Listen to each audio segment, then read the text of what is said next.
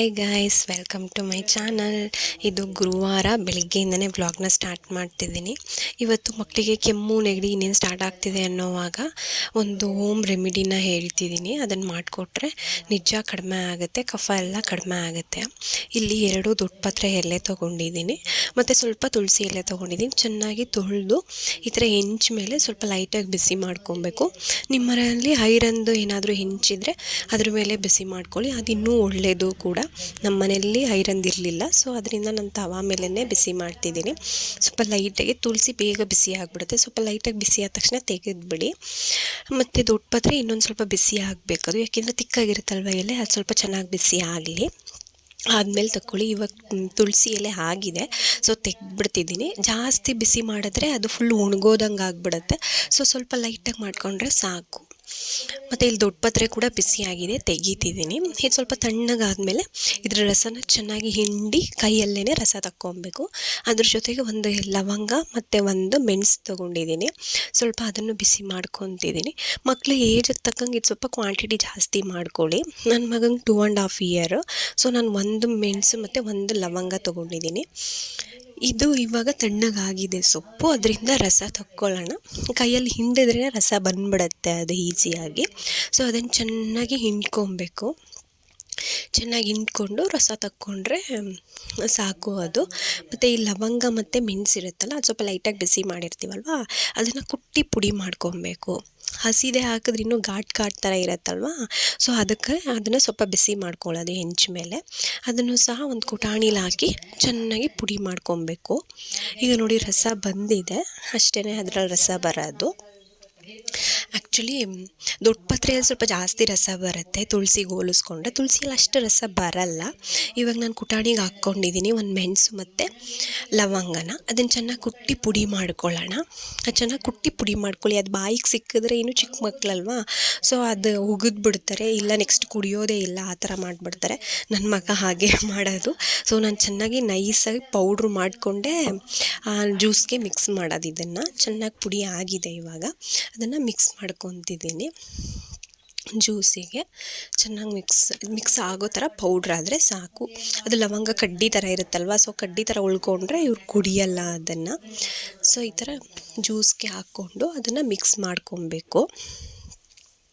ಚೆನ್ನಾಗಿ ಅದರಲ್ಲಿರೋ ಪೌಡ್ರನ್ನೆಲ್ಲ ಒಂದೇ ಮೆಣಸು ಹಾಕಿರ್ತೀವಲ್ವ, ಪೌಡರ್ ವೇಸ್ಟ್ ಮಾಡೋದು ಬೇಡ, ಫುಲ್ ಆ್ಯಡ್ ಮಾಡಬೇಕು ನೀಟಾಗಿ. ಅದಕ್ಕೆ ಚೆನ್ನಾಗಿ ಆ್ಯಡ್ ಮಾಡಿಕೊಂಡು ಇದಕ್ಕೊಂದು ಸ್ಪೂನ್ ಜೇನುತುಪ್ಪ ಆ್ಯಡ್ ಮಾಡ್ಕೊಳ್ಳೋಣ. ಏಕೆಂದರೆ ಅದು ಕಸರೆ ಥರ ಇರುತ್ತೆ ಅಲ್ವ, ಸೊ ಅವ್ರು ಕುಡಿಯಲ್ಲ. ಸ್ವಲ್ಪ ಸ್ವೀಟಾಗಿದ್ದರೆ ಕುಡಿತಾರೆ ಅಂತ. ಇದು ನನಗೆ ನನ್ನ ಫ್ರೆಂಡು ಒಬ್ಬರು ಸಜೆಸ್ಟ್ ಮಾಡಿದ ರೆಮಿಡಿ. ನನ್ನ ಮಗುಗಂತೂ ತುಂಬ ಚೆನ್ನಾಗಿ ವರ್ಕ್ ಆಯಿತು. ನಾನು ನನ್ನ ಎಷ್ಟೊಂದು ಫ್ರೆಂಡ್ಸ್ಗಳಿಗೆಲ್ಲ ಇದನ್ನು ಹೇಳಿದ್ದೀನಿ, ಅವ್ರು ಕೂಡ ಟ್ರೈ ಮಾಡಿದ್ದಾರೆ. ನೀವು ಒಂದು ಸರಿ ಟ್ರೈ ಮಾಡಿ, ಮಕ್ಕಳಿಗೆ ತುಂಬ ಚೆನ್ನಾಗಿ ವರ್ಕ್ ಆಗುತ್ತೆ. ನನ್ನ ಮಗ ಸ್ವಲ್ಪ ಮೂಡಿ, ಅವ್ನು ಸರಿಯಾಗಿ ಕುಡಿಯಲ್ಲ, ಸೊ ಕುಡಿಯೋ ವೀಡಿಯೋನ ಕ್ಯಾಪ್ಚರ್ ಮಾಡೋಕ್ಕಾಗಿಲ್ಲ. ಇವತ್ತು ಗುರುವಾರ ಸಂಕಷ್ಟಿ ಇದ್ದಿದ್ದರಿಂದ ನಾನು ಮನೆಯೆಲ್ಲ ಕಸ ಗುಡಿಸಿ ಮನೆ ಒರೆಸ್ಕೊತಾ ಇದ್ದೀನಿ. ಆ್ಯಕ್ಚುಲಿ ನಾನು ಸಂಕಷ್ಟಿ ಅನ್ನೋದೇ ಮರ್ತೋಗ್ಬಿಟ್ಟಿತ್ತು. ಆಮೇಲೆ ಏನು ಸಡನ್ನಾಗಿ ಹಿಂಗೆ ಇನ್ಸ್ಟಾಗ್ರಾಮಲ್ಲಿ ಒಂದು ಪೋಸ್ಟ್ ನೋಡಿ, ಕ್ಯಾಲೆಂಡ್ರ್ ನೋಡಿದ ಮೇಲೆ ಆಮೇಲೆ ನನಗೆ ನೆನಪಾಯಿತು, ಇವತ್ತು ಸಂಕಷ್ಟಿ ಅಂತ ಹೇಳಿ. ನಾನು ಇನ್ನೂ ಏನೂ ತಿಂಡಿ ಏನೂ ತಿಂದಿರಲಿಲ್ಲ. ಸೊ ಸಂಕಷ್ಟಿ ನಾನು ಪ್ರತಿ ತಿಂಗಳು ಮಾಡ್ತೀನಿ, ಫಾಸ್ಟಿಂಗ್ ಇರ್ತೀನಿ. ಸೊ ಅದಕ್ಕೆ ಮನೆಯೆಲ್ಲ ಕಸ ಗುಡಿಸಿದ್ದಾಯಿತು, ಒರೆಸ್ಕೊತಾ ಇದ್ದೀನಿ. ನಮ್ಮ ಮನೇಲಿ ಆ್ಯಕ್ಚುಲಿ 2 ಹಾಲ್ ಇರೋದು. ಒಂದು ಹಾಲಲ್ಲಿ ಸೋಫಾ ಇಟ್ಟಿದ್ದೀವಿ, ಇನ್ನೊಂದು ಹಾಲಲ್ಲಿ ಡೈನಿಂಗ್ ಟೇಬಲ್ಲು, ಒಂದು ಜೋಕಾಲಿ ಮತ್ತು ಒಂದು ದಿವಾನ ಹಾಕ್ಕೊಂಡಿದ್ದೀವಿ. ಇದು ಬಂದು ಹೆಂಚಿನ ಮನೆ, ತೊಟ್ಟಿ ಮನೆ ಅಂತ ಹೇಳ್ತಾರಲ್ವ, ಆ ಥರ ಮನೆ ನಮ್ಮಮ್ಮ ಅವ್ರದ್ದು. ನಾನು ಎಲ್ಲ ಒರೆಸ್ಕೊತಾ ಇದ್ದೀನಿ. ಇನ್ನೇನು ಕ್ಲೀನ್ ಮಾಡ್ಕೊಬೇಕಲ್ವಾ.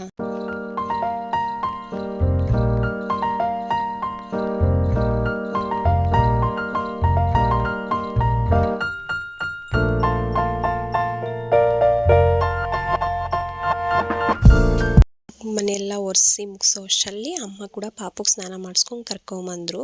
ನಾನೇ ಹೇಳಿದೆ, ನನಗೆ ಗುಡಿಸಿ ಒರೆಸೋದು ಲೇಟ್ ಆಗಿಬಿಡುತ್ತೆ, ನೀನೇ ಮಾಡಿಸಮ್ಮ ಅಂತ. ಅಮ್ಮನೇ ಮಾಡಿಸ್ಕೊಂಬಂದರು. ಸೊ ಆಮೇಲೆ ಅವನಿಗೆ ಒರೆಸಿ ಕ್ರೀಮೆಲ್ಲ ನಾನು ಹಾಕ್ತಿದ್ದೀನಿ. ಇವಾಗಂತೂ ಅವ್ರಿಗೆ ಕ್ರೀಮ್ ಹಾಕಿ ಬಟ್ಟೆ ಹಾಕಿ ರೆಡಿ ಮಾಡೋದೇ ಒಂದು ದೊಡ್ಡ ಟಾಸ್ಕ್ ಥರ ಆಗಿರುತ್ತೆ. ಸುಮ್ಮನೆ ಇರಲ್ಲ, ಏನಾದರೂ ಒಂದು ತರಲೆ ಮಾಡ್ತಾನೇ ಇರ್ತಾರೆ. ಸಾಕಾಗೋಗುತ್ತೆ ಅವ್ರಿಗೆ ಕ್ರೀಮ್ ಹಾಕಿ ಬಟ್ಟೆ ಹಾಕೋ ಅಷ್ಟರಲ್ಲಿ. ನನ್ನ ಮಗನೂ ಹಂಗೇ ತುಂಬ ಅಂದರೆ ತುಂಬ ತುಂಟ. ಅದು ಇದು ಏನಾದರೂ ಒಂದು ಮಾಡ್ತಾನೆ ಇರ್ತಾನೆ. ಒಂದು ದಿನಕ್ಕೂ ನೀಟಾಗಿ ಕ್ರೀಮ್ ಹಾಕ್ಕೊಂಡು ಬಟ್ಟೆ ಹಾಕಿಸ್ಕೊಳ್ಳೋದೇ ಇಲ್ಲ. ಸಿಕ್ಕಾಪಟ್ಟೆ ಸರ್ಕಸ್ ಮಾಡಬೇಕು ಅವನ ಜೊತೆ, ಅದು ಇದು ಅಂತ ಹೇಳಿ. ಈಗಿನ ಮಕ್ಕಳು ತುಂಬ ಫಾಸ್ಟ್ ಅಲ್ವಾ. ಹಂಗೆ ನೋಡಿ ನನ್ನ ಮಗನು ಎಷ್ಟೆಲ್ಲ ತರಲೆ ಮಾಡ್ತಿದ್ದಾನೆ. ವೀಡಿಯೋ ಫುಲ್ಲು ಮಾಡೋಕ್ಕಾಗಲಿಲ್ಲ, ಸ್ವಲ್ಪ ಸ್ಕಿಪ್ ಮಾಡಿದೆ. ಸೊ ಅವನಿಗೂ ಬೊಟ್ಟೆಲ್ಲ ಇಟ್ಟು ರೆಡಿ ಮಾಡಿದೆ. ಬೊಟ್ಟೆ ಅವಾಗೂ ಅಳಿಸ್ಬಿಡೋನು ಇಟ್ಟಿದ ತಕ್ಷಣ, ಅದಕ್ಕೆ ಕೈ ಕಟ್ಕೊಂಡು ಕೂತ್ಕೋ ಅಂತ ಹೇಳಿ ಕೂರಿಸಿದ್ದೀನಿ. ಅವನಿಗೆ ಕೂಡ ರೆಡಿ ಮಾಡಿದೆ. ರೆಡಿ ಮಾಡಿದ ತಕ್ಷಣ ಫುಲ್ಲು ಹಾಕ್ತಿದ್ದಾನೆ ನಿದ್ದೆಗೆ. ಆಮೇಲೆ ನಾನು ಕೂಡ ಸ್ನಾನ ಮಾಡ್ಕೊಂಬಂದು ಸ್ಕಿನ್ ಕೇರ್ ಮಾಡ್ಕೊಳ್ಳೋಣ ಅಂತ ಮಾಡ್ಕೊತಿದ್ದೀನಿ. ಸ್ಕಿನ್ ಕೇರ್ ಅಂದರೆ ಏನು ಜಾಸ್ತಿ ಏನಿಲ್ಲ. ನಾನೊಂದು ಮಾಯಿಶ್ಚರೈಸರ್, ಸನ್ಸ್ಕ್ರೀನು ಮತ್ತು ಒಂದು ಡೇ ಕ್ರೀಮ್ ಹಾಕ್ಕೊತೀನಿ ಅಷ್ಟೇ. ಆಮೇಲೆ ದೇವ್ರ ಮನೆಗೆ ಬಂದೆ. ನೆನ್ನೆ ಪೂಜೆ ಮಾಡಿದ್ರಿಂದ ದೇವ್ರ ಮನೆ ಏನೂ ಕ್ಲೀನ್ ಮಾಡೋದೇನಿರಲಿಲ್ಲ. ನೆನ್ನೆ ಎಲ್ಲ ಕ್ಲೀನ್ ಮಾಡಿದ್ವಿ ಅಲ್ವಾ. ಸೊ ಗಣೇಶನಿಗಷ್ಟೇ ಗರ್ಕೆ ಮತ್ತು ಹೂವಿಂದ ಅಲಂಕಾರ ಮಾಡ್ಕೊತಿದ್ದೀನಿ. ಗರ್ಕೆ ಯಾಕೆ ಗಣೇಶನಿಗೆ ಇಷ್ಟ ಅಂತ ಸ್ಟೋರಿ ಗೊತ್ತಾ ನಿಮಗೆ? ನಾನು ಸ್ಟೋರಿ ಹೇಳಿರ್ತೀನಿ ಕೇಳಿ ಇದ್ರ ಬಗ್ಗೆನೇ. ಆಗ ಒಬ್ಬ ರಾಕ್ಷಸ ಇದ್ದಂತೆ, ಅನಲಾಸುರ ಅಂತ. ಅವ್ನು ದೇವ್ರುಗಳಿಗೆಲ್ಲ ತುಂಬ ಕಾಟ ಕೊಡ್ತಿದ್ದಂತೆ. ಆ ದೇವರುಗಳೆಲ್ಲ ಗಣೇಶನ ಹತ್ರ ಹೋಗಿ ಪ್ರಾರ್ಥನೆ ಮಾಡ್ಕೊಂಡ್ವಂತೆ. ಆವಾಗ ಗಣೇಶ ಮತ್ತು ಅನಲಾಸುರ ಇಬ್ಬರು ಒಂದು ಯುದ್ಧ ಮಾಡ್ತಾರೆ. ಆದರೆ ಅನಲಾಸುರ ಏನು ಮಾಡ್ತಾನೆ, ಬೆಂಕಿ ಉಂಡೆಗಳನ್ನ ಗಣೇಶನ ಮೇಲೆ ಒಗಿತಾ ಬರ್ತಾನೆ. ಆವಾಗ ಗಣೇಶ ಏನು ಮಾಡ್ತಾನೆ, ಫುಲ್ ದೊಡ್ಡದಾಗ್ಬಿಡ್ತಾನೆ. ಗಣೇಶ ದೊಡ್ಡದಾಗಿ ಅನಲಾಸುರನ ನುಂಗಿ ಬಿಡ್ತಾನೆ. ಆ ನುಂಗಾದ್ಮೇಲೆ ಏನಾಗುತ್ತೆ ಅಂದರೆ, ಗಣೇಶನ ಹೊಟ್ಟೆ ಒಳಗಡೆ ಏನೋ ಒಂಥರ ಸಂಕಟ, ಉರಿ ಆ ಥರ ಆಗ್ತಾ ಇರುತ್ತಂತೆ. ಬ್ರಹ್ಮ, ವಿಷ್ಣು, ಮಹೇಶ್ವರ ದೇವರುಗಳೆಲ್ಲ ಏನೇ ಮಾಡಿದ್ರೂ ಅದು ಸರಿ ಹೋಗೋದೇ ಇಲ್ಲ ಅಂತೆ. ಆಮೇಲೆ ಋಷಿಗಳೆಲ್ಲ ಏನು ಮಾಡ್ತಾರಂತೆ ಅಂದರೆ, 21 ಗರ್ಕೆ ಹುಲ್ಲನ್ನ ತಂದು ಗಣೇಶನ ತಲೆ ಮೇಲೆ ಇಡ್ತಾರಂತೆ. ಆವಾಗ ಗಣೇಶನಿಗೆ ಆ ಉರಿ ಸಂಕಟ ಎಲ್ಲ ಕಡಿಮೆ ಆಗುತ್ತಂತೆ.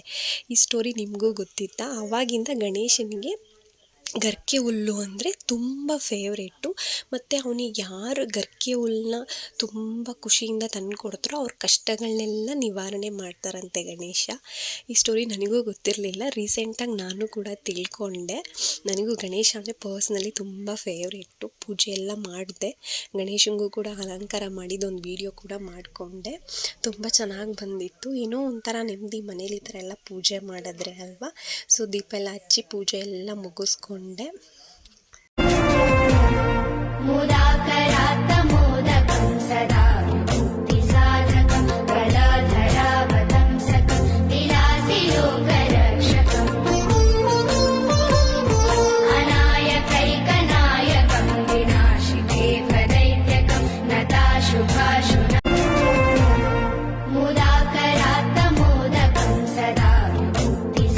ಆಮೇಲೆ ನನ್ನ ಮಗ ನೋಡಿ, ಅವನು ಬಂದು ನಮಸ್ಕಾರ ಮಾಡಿ ಸಾಷ್ಟಾಂಗ ನಮಸ್ಕಾರ ಎಲ್ಲ ಮಾಡ್ತಿದ್ದಾನೆ. ಅವನಿಗೂ ದೇವ್ರ ಮೇಲೆ ತುಂಬ ಭಕ್ತಿ.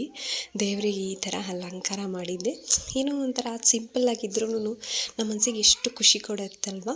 ಆಮೇಲೆ ಸಾಯಂಕಾಲ ನೈವೇದ್ಯ ಮಾಡೋಣ ಅಂತ ಕಾಳು ಕೂಡ ನೆನೆ ಹಾಕಿದ್ದೆ ನನ್ನ ಮಗನ ಜೊತೆ. ಆಮೇಲೆ ಸುಮ್ಮನೆ ಒಂದು ಫೋಸ್ ಕೊಟ್ಟು ಒಂದು ವೀಡಿಯೋ ಮಾಡಿದ್ವಿ. ಹಾಗೇ ಇಲ್ಲಿ ದೇವಸ್ಥಾನ ಯಾವುದೂ ಇಲ್ಲ, ಗಣೇಶನ ದೇವಸ್ಥಾನ. ಅದಕ್ಕೋಸ್ಕರ ನೈವೇದ್ಯ ಮಾಡೋಣ ಮನೇಲಿ ಅಂದ್ಬಿಟ್ಟು ಕಾಳು ನೆನೆ ಹಾಕಿದ್ದೆ. ಈವ್ನಿಂಗ್ ಅಷ್ಟರಲ್ಲಿ ಅದು ನೆಂದಿತ್ತು. ಸೊ 3 ವಿಷಲ್ ಕೂಗಿಸ್ಕೊಳ್ಳೋಕೆ ಕುಕ್ಕರಲ್ಲಿ ಹಾಕಿದ್ದೀನಿ. ಸ್ವಲ್ಪ ನೀರು ಹಾಕಿ ಉಪ್ಪು ಹಾಕಿ ಲಿಡ್ ಕ್ಲೋಸ್ ಮಾಡಿ 3 ವಿಷಲ್ ಕೂಗಿಸ್ಕೋಬೇಕು. ಇದು ಕೂಗೋ ಅಷ್ಟರಲ್ಲಿ ಸಂಜೆ ಪೂಜೆ ಕೂಡ ಮಾಡ್ಕೊಳ್ಳೋಣ ಅಂತ ದೇವ್ರ ಮನೆಗೆ ಬಂದೆ. ಏಕೆಂದರೆ ಸೂರ್ಯ ಮುಳುಗಿದ ಮೇಲೆ ದೀಪ ಹಚ್ಬಾರ್ದಲ್ವ. ಸೊ ಬೇಗನೆ ಪೂಜೆ ಮಾಡೋಣ ಅಂತ ದೇವ್ರ ಮನೆಗೆ ಬಂದು ಸಾಯಂಕಾಲ ಪೂಜೆನೂ ಕೂಡ ಮಾಡಿಕೊಂಡೆ. ಏನೋ ಒಂಥರ ಮನಸ್ಸಿಗೆ ತುಂಬ ನೆಮ್ಮದಿ ಅನ್ನಿಸ್ತು. ಆಮೇಲೆ ಪೂಜೆ ಎಲ್ಲ ಮುಗಿಸಿ ಹೋಗೋ ಅಷ್ಟರಲ್ಲಿ ಕುಕ್ಕರ್ ವಿಷಲ್ ಕೂಡ ಹೋಗಿತ್ತು. 3 ವಿಷಲ್ ಕೂಡ ಆಗಿ ಕಾಳು ತುಂಬಾ ಚೆನ್ನಾಗಿ ಬೆಂದಿತ್ತು. 3 ವಿಷಲ್ ಕೂಗಿಸಿದ್ನಲ್ವ, ತುಂಬ ಚೆನ್ನಾಗಿ ಬೆಂದಿತ್ತು. ನೋಡ್ತಾ ಇದ್ದೀರಾ ನೀವು. ಅದು ಒಂದು ಹಿಚ್ಕಿ ತೋರಿಸ್ತೀನಿ ನಾನು ಎಷ್ಟು ನೀಟಾಗಿ ಬೆಂದಿದೆ ಅಂತ ಹೇಳಿ.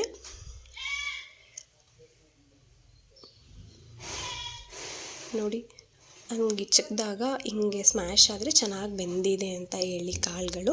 ಆಮೇಲೆ ಅದನ್ನು ಸೋದಿಸ್ಕೊತಾ ಇದ್ದೀನಿ. ಒಂದು ಜಾಲರಿ ಇರೋ ಬೋಸಿಯಲ್ಲಿ ಅದನ್ನು ಸೋದಿಸ್ಕೊಂಡು ಚೆನ್ನಾಗಿ ಬಟ್ಲಲ್ಲಿಗೆ ನೀರು ಸಪ್ರೇಟ್ ಮಾಡಿಕೊಂಡು ನೆಕ್ಸ್ಟ್ ಒಗ್ಗರಣೆಗೆ ಇಟ್ಟಿದ್ದೀನಿ. ಸ್ವಲ್ಪ ಎಣ್ಣೆ, ಅದಕ್ಕೆ ಎಣ್ಣೆ ಕಾಯ್ದ್ಮೇಲೆ ಸ್ವಲ್ಪ ಸಾಸಿವೆ, ಕರಿಬೇವಿನ ಸೊಪ್ಪು ಮತ್ತು ಒಣಮೆಣ್ಸಿನ್ಕಾಯಿ ಇಷ್ಟೇ. ದೇವರ ನೈವೇದ್ಯಕ್ಕಲ್ವ ಈರುಳ್ಳಿ ಬೆಳ್ಳುಳ್ಳಿ ಏನೂ ಯೂಸ್ ಮಾಡ್ತಿಲ್ಲ. ಹಿಂಗೆ ಮಾಡಿದ್ರೂ ತುಂಬ ಟೇಸ್ಟಿಯಾಗಿ ಬರುತ್ತೆ. ನನಗಂತೂ ತುಂಬಾ ಇಷ್ಟ ಆಯಿತು. ಆಮೇಲೆ ಕಾಳುಗಳನ್ನ ಹಾಕಿ ಒಂದು 2-3 ನಿಮಿಷ ಆಯಿಲಲ್ಲಿ ಫ್ರೈ ಮಾಡಿದ್ರೆ ಸಾಕು. ಅದು ಆಲ್ರೆಡಿ ನಾವು ಬೇಯಿಸಿಟ್ಕೊಂಡಿರ್ತೀವಲ್ವ, ಜಾಸ್ತಿ ಏನು ಫ್ರೈ ಮಾಡೋ ಅವಶ್ಯಕತೆ ಇರಲ್ಲ. 2-3 ನಿಮಿಷ ಫ್ರೈ ಮಾಡಿ ಆಮೇಲೆ ಅದಕ್ಕೆ ಕಾಯಿ ತುರಿ ಕೂಡ ಆ್ಯಡ್ ಮಾಡ್ತಿದ್ದೀನಿ. ಕಾಯಿ ತುರಿ ಆ್ಯಡ್ ಮಾಡಿ ಅದನ್ನು ಸ್ವಲ್ಪ ಚೆನ್ನಾಗಿ ಮಿಕ್ಸ್ ಮಾಡಿ ಆಮೇಲೆ ಕೊತ್ತಂಬರಿ ಸೊಪ್ಪನ್ನ ಆ್ಯಡ್ ಮಾಡಿ ಅದನ್ನು ಚೆನ್ನಾಗಿ ಮಿಕ್ಸ್ ಮಾಡಿ ಒಂದು 2-3 ನಿಮಿಷ ಹಾಗೆ ಫ್ರೈ ಮಾಡಿಕೊಂಡ್ರೆ ಇದು ರೆಡಿ ಆಗಿಬಿಡುತ್ತೆ. ಕಾಳು ಹುಸ್ಲಿ, ಕಡಲೆಕಾಳು ಹುಸ್ಲಿ ರೆಡಿ ಆಗಿಬಿಡುತ್ತೆ. ಗಣೇಶಂಗೆ ತುಂಬ ಇಷ್ಟ ಅಂತ ಹೇಳ್ತಾರೆ. ಇದನ್ನು ಕೂಡ ದೇವರ ನೈವೇದ್ಯಕ್ಕೂ ಇಟ್ಟು ಮತ್ತು ಒಂದ್ಸರಿ ಮಂಗಳಾರತಿ ಎಲ್ಲ ಮಾಡಿದೆ. ತುಂಬ ಖುಷಿಯಾಯಿತು. ಆಮೇಲೆ ನೈಟ್ ಊಟಕ್ಕೆ ಉಪ್ಪಿಟ್ಟು ಮತ್ತು ದೇವರ ನೈವೇದ್ಯ ಇತ್ತಲ್ಲ ಅದನ್ನೇ ಸ್ವಲ್ಪ ತಿಂದೆ. ಇಷ್ಟೇ ನನ್ನ ವ್ಲಾಗ್.